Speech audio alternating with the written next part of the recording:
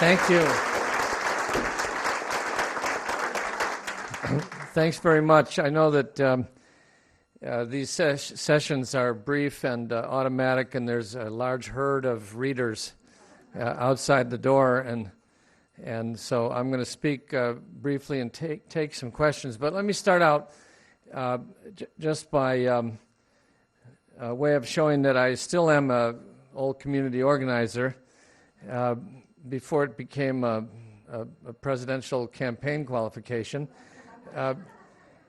As I get around the country, I speak to audiences here and there, and I try to collect email addresses and then stay in touch with those groups of people on issues of peace and justice, particularly Afghanistan and Pakistan.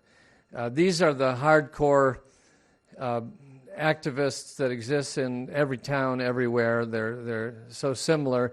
They should be a political party unto themselves, but their character is to be extremely local, and they don't really belong to national organizations. They might support a Barack Obama campaign or a Hillary Clinton campaign or a nuclear disarmament campaign or something, but generally their energy is given and returned to the communities in which they live and breathe and work and raise their families. And I'd be very honored if you would sign this.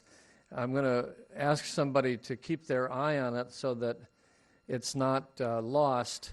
I think the only other instruction I would give you is try to write your email address accurately.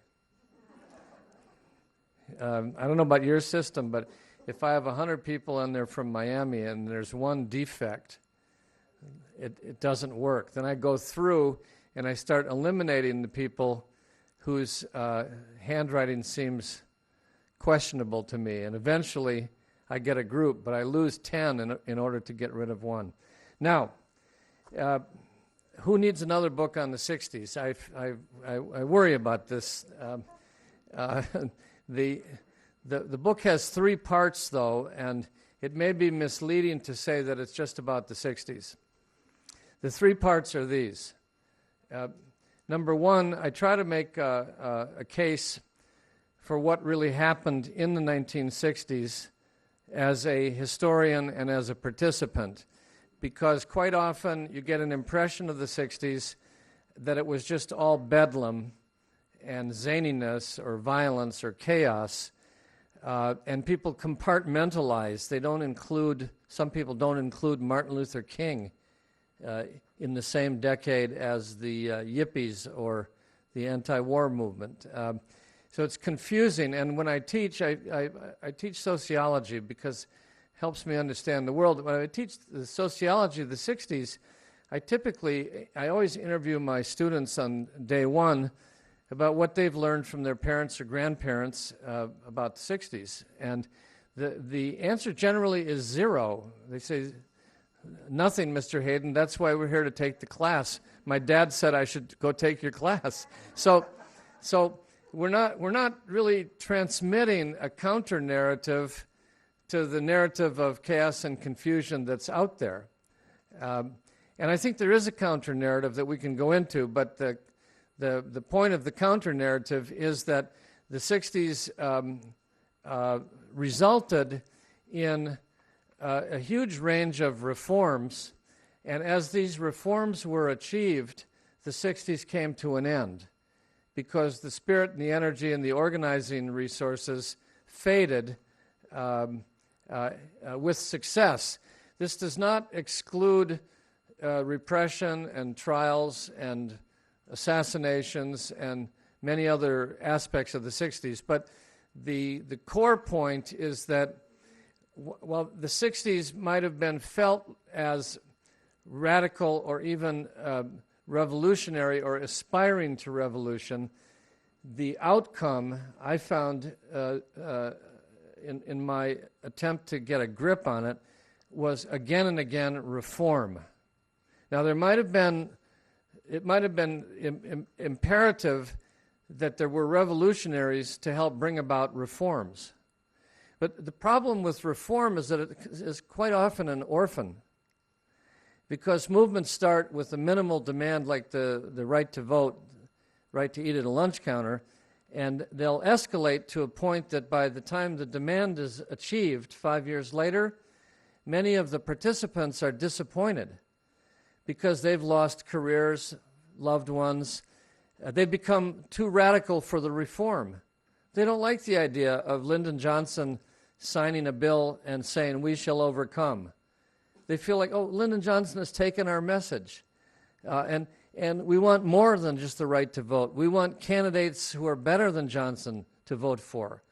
And on the other side, the people who were against the reform, who I call the counter movement, or the Machiavellians, the people that try to tinker with the status quo, they are not thrilled with the reform either because they resisted it for so long.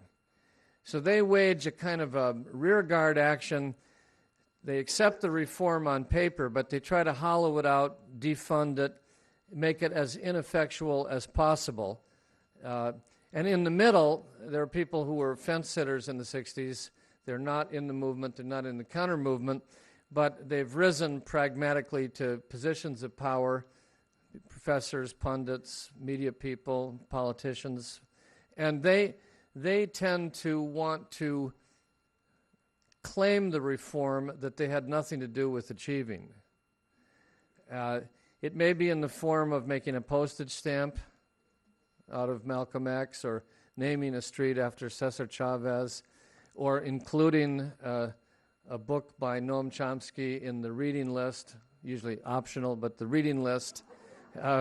So I call them the manipulators of history, or the politicians of history, who sort of take what they like and try to make it evidence that ours is a great system, the greatest in the world, because we're so elastic and so able to achieve these reforms, right? Now, there is something to their argument. They have it backwards, but it is true, I think, from my study and my experience, and maybe yours, that the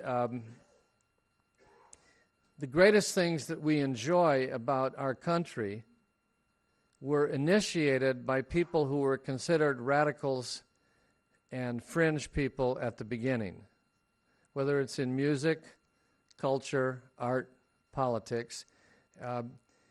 And I'm talking about things very simple, like what would be a good example?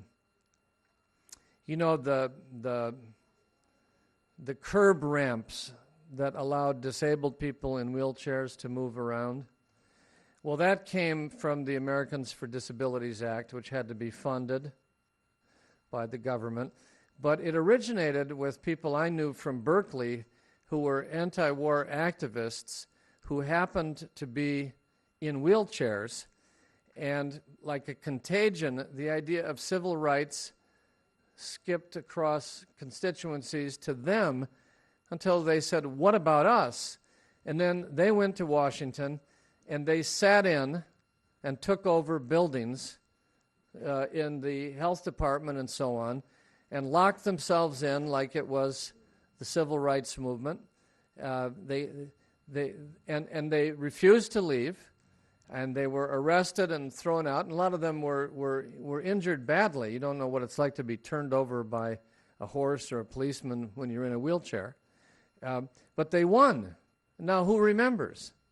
Now they have a curb ramp, right? And we step over it or wheel up it and are completely unaware that people took great risks, and probably risk to their health, risk to their career, may have shortened their lives in fighting for that ramp, right? And there are many, many examples of this. Another favorite of mine is the idea of a vacation. Now, this may be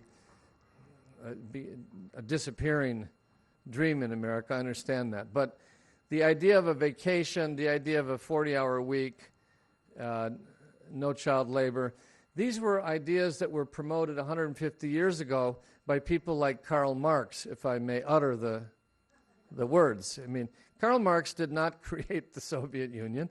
Karl Marx was a 19th century radical who sat around trying to figure out how to help working people, and had this idea with many other people that working people had to work less than an 80-hour week so that they could think, so that they could enjoy life, so that they could read books, and I guess, him being Karl Marx, so that they could go to a lot of meetings.